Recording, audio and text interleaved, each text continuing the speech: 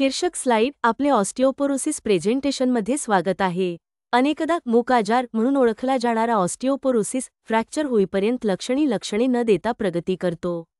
आज आपण या स्थितीचा सखोल अभ्यास करणार आहोत, त्याच्या व्याख्येपासून ते व्यवस्थापन धोरणांपर्यंत. ऑस्टिओपोरोसिसचे दोन मुख्य वर्गीकरण आहेत, प्राथमिक आणि दुय्यम. प्राथमिक ऑस्टिओपोरोसिसमध्ये टाईप आय किंवा मेनोपॉज नंतरचा ऑस्टिओपोरो व्याख्या. ऑस्टिओपोरोसिस हा एक प्रणालीगत अस्थिविकार आहे जो हाडांची कमी होणारी घनता आणि हाडांच्या सूक्ष्म रचनेच्या ऱ्हासामुळे ओळखला जातो. या बदलांमुळे हाडांची मजबूती कमी होते आणि फ्रॅक्चरची संवेदनशीलता वाढते. या स्थितीला मूक आजार असे टोपणनाव मिळाले कारण फ्रॅक्चर होईपर्यंत रुग्णांना सामान्यतः कोणतीही लक्षणे जाणवत नाहीत, जे अनेकदा अशा किमान आघातामुळे होते जे सामान्यतः निरोगी हाड तोडणार नाही.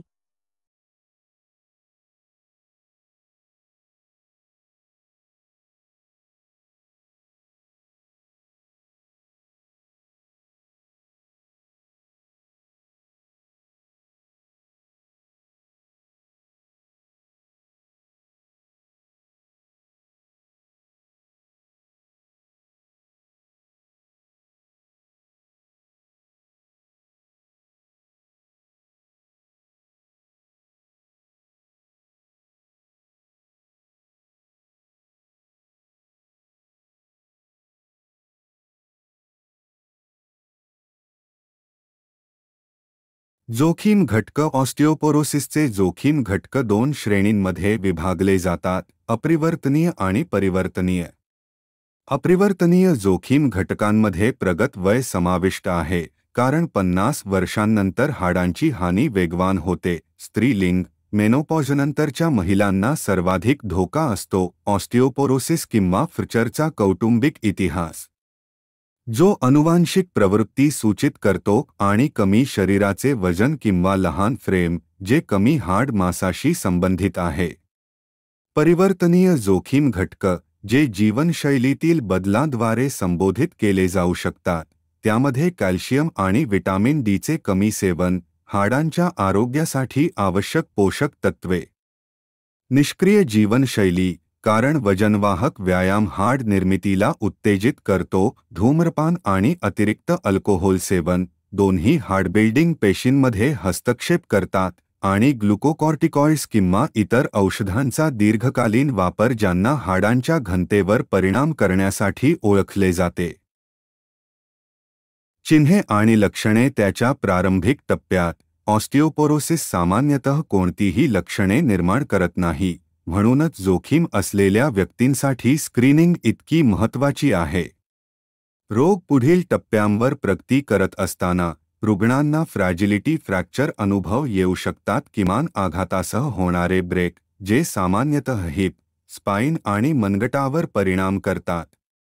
Vertebral compression. फ्रॅक्चरमुळे उंचीची हानी लक्षणीय होते, जी व्यक्तीची उंची कालांतराने अनेक इंचांनी कमी करू शकते.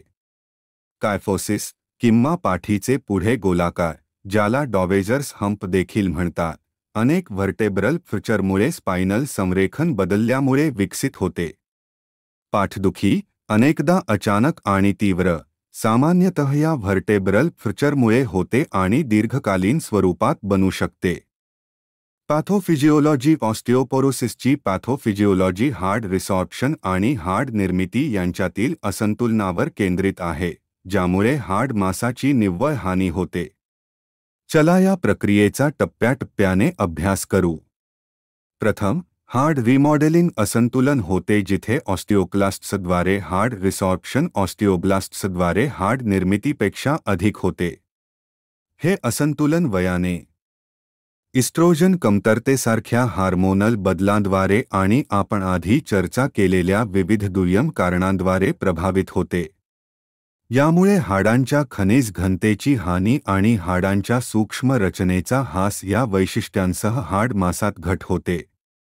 ट्रॅबेक्युलर किंवा स्पंजी हाड विशेषतः प्रभावित होते. हाडांच्या जाळीदार रचनेचे पातळ होणे आणि विच्छेदन होते. शेवटी, कमजोर हाड रचना किमान आघातासह देखील फ्रॅक्चरला अधिक प्रवण होत असल्याने हाडांची वाढलेली नाजूकता परिणाम होते. हाड त्याची मात्रा आणि गुणवत्ता दोन्ही गमावते. त्याची ताकद आणि लवचिकता कमी होते. तपासण्या ऑस्टिओपोरोसिसचे निदान करण्यात अनेक महत्त्वाच्या तपासण्या समाविष्ट आहेत. बोन मिनरल डेन्सिटी टेस्टिंग, विशेषतः स्कॅन, हा गोल्ड स्टँडर्ड आहे. 2-5 किंवा त्यापेक्षा कमी स्कोअर निदान पुष्टी करतो, तर 1-0 आणि 2-5 दरम्यानचे स्कोअर ऑस्टिओपेनिया, ऑस्टिओपोरोसिसचा पूर्वगामी सूचित करतात. विशेषतः स्पाइन, हिप किंवा मनगटात अस्तित्वात असलेल्या फ्रॅक्चरचा शोध घेण्यासाठी एक्स-रे वापरले जातात. जरी ते लक्षणीय हाडहानी होईपर्यंत ऑस्टिओपोरोसिसचे निदान करू शकत नाहीत. रक्त तपासणी सीरम कॅल्शियम, फॉस्फरस आणि अल्कलाइन फॉस्फेटेज पातळी मूल्यांकन करते, जे सामान्यतः प्राथमिक ऑस्टिओपोरोसिसमध्ये सामान्य असतात परंतु दुय्यम कारणांमध्ये बदलू शकतात. विटामिन डी पातळी कमतरतेचे मूल्यांकन करण्यास मदत करते. फॉस्फरस आणि अल्कलाइन फॉस्फेटेज पातळी मूल्यांकन करते, जे सामान्यतः प्राथमिक ऑस्टिओपोरोसिसमध्ये सामान्य असतात परंतु दुय्यम कारणांमध्ये बदलू शकतात. विटामिन डी पातळी कमतरतेचे मूल्यांकन करण्यास मदत करते, तर पॅराथायरॉईड हार्मोन पातळी दुय्यम कारण म्हणून हायपरपॅराथायरॉईडिझम नाकारण्यास मदत करू शकते. बोन टर्नओव्हर मार्कर्स, ज्यामध्ये सीरम टर्मिनल टेलोपेप्टाइड आणि ऑस्टिओल्सिन पातळी समाविष्ट आहेत, हाड रिसॉर्प्शन आणि निर्मिती क्रियाकलाप दर्शवू शकतात, उपचार प्रतिसादाचे निरीक्षण करण्यास मदत करतात. हाडांच्या गुणवत्तेच्या अधिक तपशीलवार मूल्यांकनासाठी, विशेषतः जटिल प्रकरणांमध्ये, क्वांटिटेटिव्ह सीटी किंवा MRI सारखे प्रगत इमेजिंग वापरले जाऊ शकते. औषधोपचार भाग 1. ऑस्टिओपोरोसिसचा औषधोपचार अनेक प्रकारच्या औषधांमध्ये समाविष्ट आहे. अटिरिसॉर्प्टिव्ह ड्रग्स हाड तुटणे कमी करतात आणि त्यामध्ये बिस्फॉस्फोनेट्स समाविष्ट आहेत, जे ऑस्टिओक्लास्ट मध्यस्थ हाड रिसॉर्प्शनला अडथळा आणतात. उदाहरणांमध्ये आठवड्यातून एकदा 70 मिलीग्रॅम अलेंड्रोनेट, आठवड्यातून एकदा 35 मिलीग्रॅम किंवा मासिक 150 मिलीग्रॅम रिसेड्रोनेट आणि वर्षातून एकदा इंट्राव्हेन्सली 5 मिलीग्रॅम झोलेड्रोनिक ॲसिड समाविष्ट आहेत. भारतात हे अनुक्रमे फोसामॅक्स, अक्टोनेल आणि रेक्लास्ट म्हणून उपलब्ध आहेत. सिलेक्टिव्ह इस्ट्रोजन रिसेप्टर मॉड्युलेटर्स किंवा ACRMs स्तन किंवा गर्भाशयाच्या ऊतकांना उत्तेजित करता हाडांवर इस्ट्रोजनच्या संरक्षणात्मक प्रभावांचे अनुकरण करतात. दररोज 60 मिलीग्रॅम लॉक्सिफेन हे प्राथमिक उदाहरण आहे, जे भारतात इव्हिस्टा म्हणून विपणन केले जाते.